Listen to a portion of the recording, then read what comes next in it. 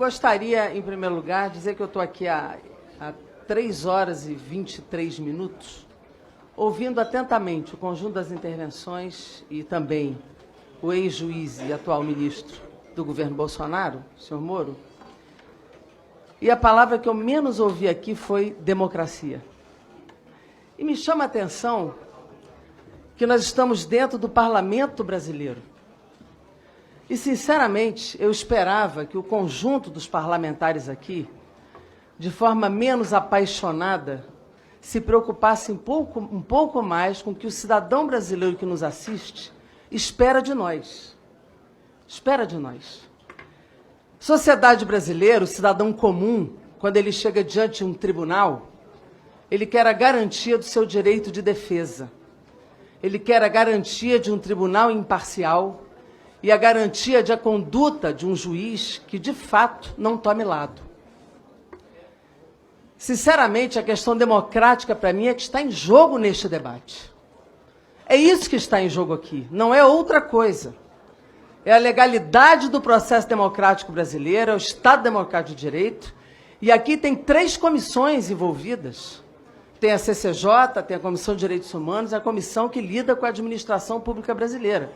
E o senhor Moro, hoje, serve no serviço público e, como juiz, foi um servidor público.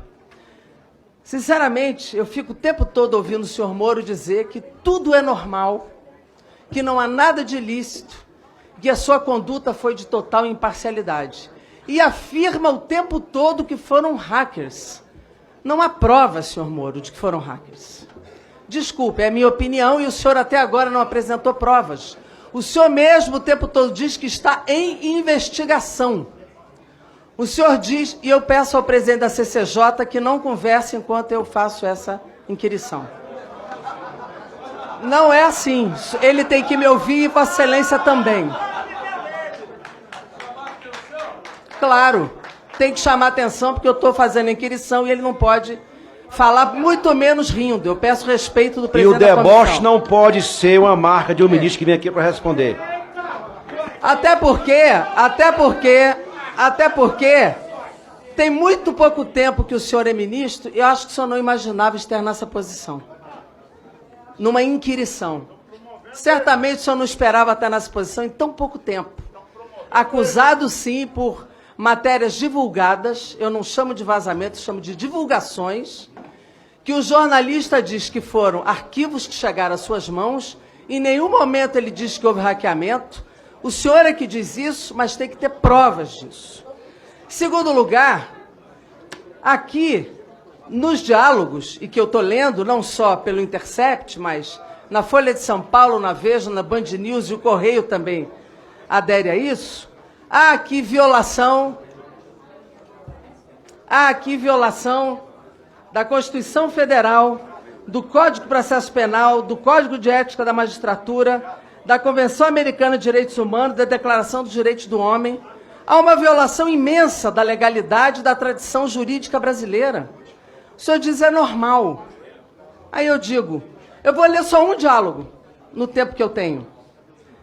Moro, 17, 42 e 56 segundos, de 7 de dezembro de 2015. O senhor diz, então, seguinte, fonte me informou, isso dirigido ao senhor Deltan Dallagnol, que a pessoa do contato estaria incomodado por ter sido a ela solicitada a lavratura de minutas de escrituras para transferências de propriedade de um dos filhos do ex-presidente. Aparentemente, a pessoa estaria disposta a prestar a informação. Estou, então, repassando. A fonte é séria. Deltan diz, obrigado, faremos contato. Moro diz, e seriam dezenas de imóveis. Deltan diz, liguei e ele arriou. Disse que não tem nada a falar. Quando dei uma pressionada, desligou na minha cara. Estou pensando em fazer uma intimação oficial até, com base em notícia apócrifa. Aí o senhor diz, estranho, pois ele é quem teria alertado as pessoas que me comunicaram. Melhor formalizar então. Ora, isso é normal ou é crime? Essa é uma pergunta objetiva. É uma pergunta objetiva. Isso foi em dezembro de 2015. Sinceramente, uma conduta dessa, na minha opinião, a ética, não pode não estar na sua memória. Porque eu, quando tenho dúvida se foi adulterado, algo que eu jamais faria, eu prontamente diria, não fiz. Eu não teria dúvida se foi adulterado ou não uma conduta dessa gravidade. Isto é muito grave. Aqui o senhor se comporta como sócio da acusação, como sócio da investigação, como chefe dos acusadores. Aqui não é algo para eu dizer, não lembro se disse ou se eu não disse. Algo tão grave não pode ser algo que eu tenho dúvida se fiz. Como um magistrado imparcial, não pode ter dúvida nessa conduta. Então essa é a pergunta. Fez ou não fez? É crime ou é normal? Tire o senhor como personagem, imagine em tese, se o senhor diria para o seu aluno que um juiz deve fazer isso. O senhor não é professor? O senhor diria para um aluno que o juiz deve fazer isto? Fale em tese. O senhor dando aula para um aluno seu, se um juiz pode cometer uma atrocidade dessa aqui. Essa é a primeira questão. Segundo, o senhor também optou por uma carreira, proveito próprio, opção política. Pode dizer o seguinte, mas o Eduardo Cunha, nós não estamos discutindo isso aqui. No sistema de justiça, cada caso é um caso. E se em outros casos houve uma condenação correta, num caso pode não ter sido, o que demonstra, inclusive, que por trás de uma sentença pode ter um projeto político. Em outros casos, isso não precisa. O que saiu não precisa de nada mais bombástico do que o que já saiu. O que já saiu já é gravíssimo, senhor Moro. Muito grave, não precisa de mais nada. Se não publicar mais nada, isso aqui já é muito grave. Não precisa de mais nada, não. Isso aqui já basta.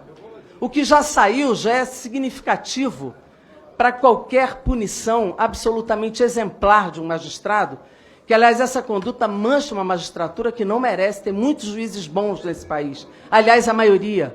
Mancha a procuradoria, que, aliás, a maioria dos procuradores não merece isso aqui, que são muito bons.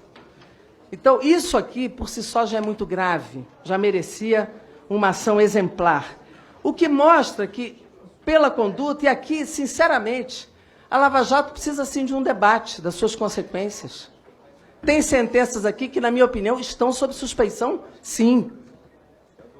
Algumas condutas estão sob suspeição, sim. E o que está em jogo aqui é a democracia brasileira. É a democracia brasileira. Até porque o que foi recuperado na Lava Jato, se nós botarmos na balança do ponto de vista econômico, nós vamos discutir quais foram as consequências da Lava Jato para este país, inclusive olhando para o Departamento de Estado americano. Mas eu não vou entrar nem nesse debate agora, porque é grave para a soberania brasileira. Mas eu quero aqui discutir a sua conduta parcial. Então, a primeira pergunta que eu quero repetir, algumas que já foram feitas no meu tempo. Primeiro, se Sua Excelência, aliás, se o senhor, que não precisa ser excelência, ministro, se o senhor acha normal esse diálogo se ensinaria aos seus alunos.